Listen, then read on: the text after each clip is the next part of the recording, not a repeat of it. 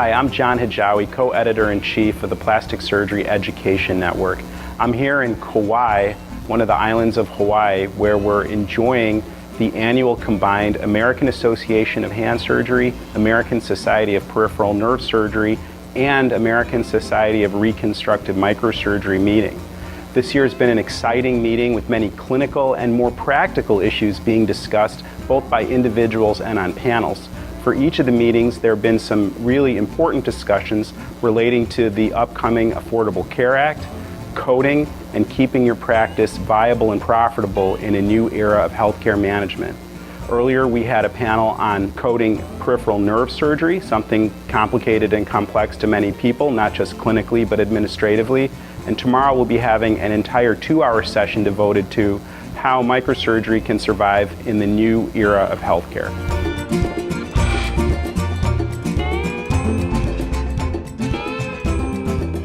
There's a whole segment devoted to lymphatic surgery. This is one of the really hot topics in reconstructive microsurgery, and that is the free microvascular transfer of lymph nodes for patients with chronic lymphedema, either of the upper extremity or in fact the lower extremity as well. And there's a whole half day dedicated to this.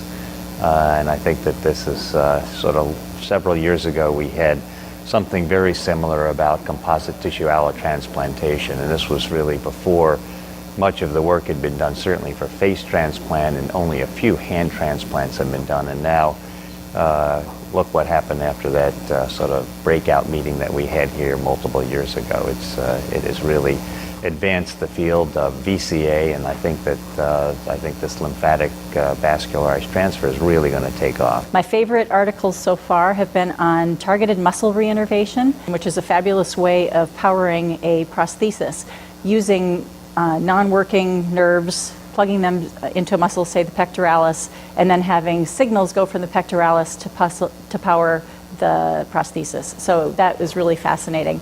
I also had a great chance to meet a colleague who's doing similar work in selective denervation following total knee arthroplasty, Dr. Shi, from the Medical College of Wisconsin in Milwaukee.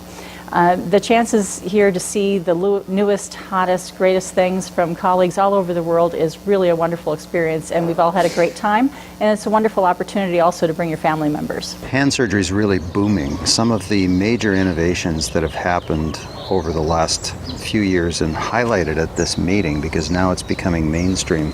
The whole concept of wide-awake hand surgery, of radical changes in flexor tendon repair, great new ways to treat boutonniere deformities and other problems like interosseous tears with relative motion flexion and extension splinting.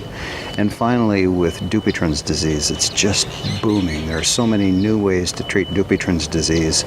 The use of pre, intraoperative, and postoperative imaging modalities for breast reconstruction will be important to discuss, analyze, and study, as the outcomes of these studies will help dictate the clinical care that we deliver to our patients, both in the United States and the rest of the world.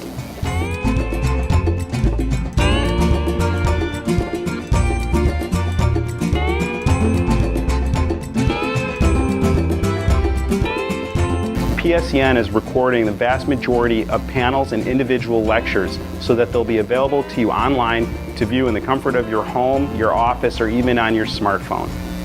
Looking forward in 2014 for PSEN, we're excited to have videos, case reports, relays from meetings, and online journal club, so that whatever your subspecialty area is in plastic and reconstructive surgery, you'll find something useful and interesting on PSEN this year.